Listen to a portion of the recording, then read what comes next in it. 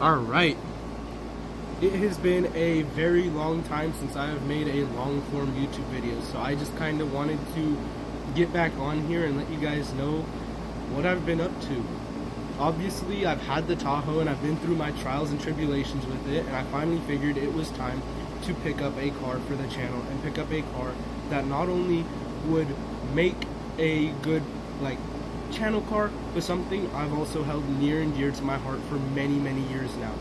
I haven't really been recording because this car has been very hands-on for me, and I actually lost my gimbal for a while, so I didn't have a way to set it up. I found it and I'm gonna bring you this video. So this over here under the canopy is my 1965 Ford Mustang A-Code. And for those who don't know about Ford Mustangs, the A-Code is a reasonably high trim, and this has been a car that I have wanted since I was about 3 or 4. My parents have stories of me talking about Mustangs, being little and getting toys of them because that's all I've ever wanted. This one is a whole roundabout trip for me because it feels amazing to finally have it. And I kind of wanted to give you guys the walk around of what I got. But before I do that, I want to explain to you what I found out about this car. So, it is an A-Code car, and it was manufactured in the San Jose plant. This is a late 64 car, early 65, by checking the VIN and running a basically side-by-side of the other cars. This car doesn't have the factory door tag that would tell me the full history of the car, so I've had to go on multiple different AI websites, multiple different forum websites, and kind of piece together where my car fell in. And that's where I found some really cool information. This is a, like I said, late 64, early 65 Mustang. It's technically called a 65 Mustang. It didn't get the 64.5 name. It is an A-Code, and it was originally I want to say turquoise metallic with a black interior and a white headliner. It's an automatic 289 car, and since then has had some work done to it because I'm not the first owner, but I probably am the last one. And this car is one of 64 car for the production time. From what I found, it was manufactured in San Jose, lived in NorCal its entire life, and is a very clean example for what I found it for. So let me tour you guys around the car a little bit so you can see what I'm talking about. Alright, so like I said, this is a 289 car, and I think the biggest change that has happened to it is it no longer has a 289. This car actually has a 302, what they call a Mexican block 302, which it has a cam and some other work done to it. Although I love this car, I was never given the full breakdown of what was done to it, just a couple of minor mods, and I gotta say, it runs amazing. And actually, right here, there's little remnants peeking through of the original paint color, and that is how I figured out this car was never originally red. Not only that, but when you come to the interior, it had the pony package interior, and it has the cut out under the cluster for the little circle for the pony package interior. So this interior has been changed out at one point. Not only that, but it's a really well put together interior, so that surprised me. But then where the trim tag normally goes, you can see peek through of that original color, as well as where the paint's chipping.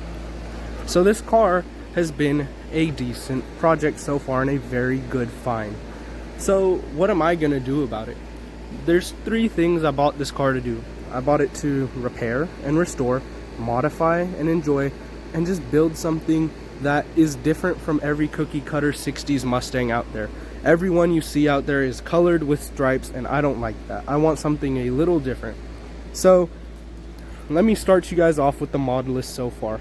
I got new taillights that are LED, as well as brand new headlights to replace the old ones, also LED.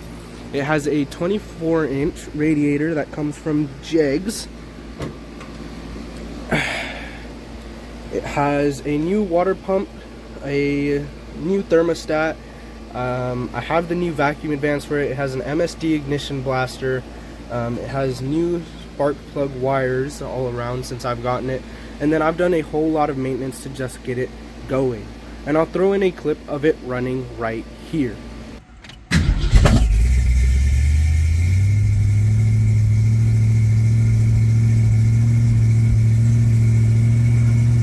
Huh?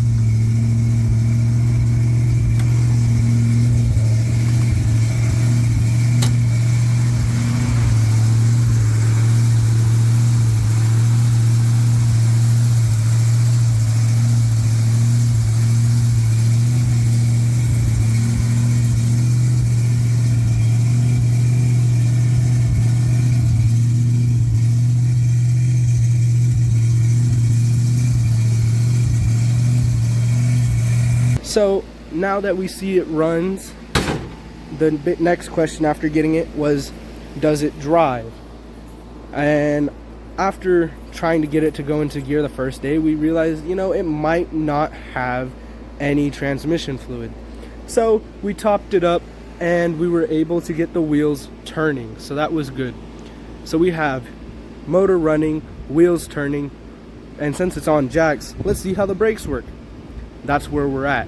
We know that the brakes do not function whatsoever.